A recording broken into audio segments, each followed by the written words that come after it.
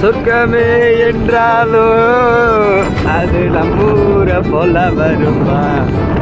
அட என் நாடு என்றாலும் அது நம் நாட்டுக்கு ஈடாகுமா? நம்ம ஊரை போல வருமா? ஏன் முருகா, எவ்வளோ இயற்கை சார்ந்த ஊர். மக்காச்சோளம் இங்கிட்டு, அங்கிட்டு தென்னை மரம், இங்கிட்டு பாரு மயல். இயற்கை எப்படி இருக்கு, சிறப்பாக இருக்கா?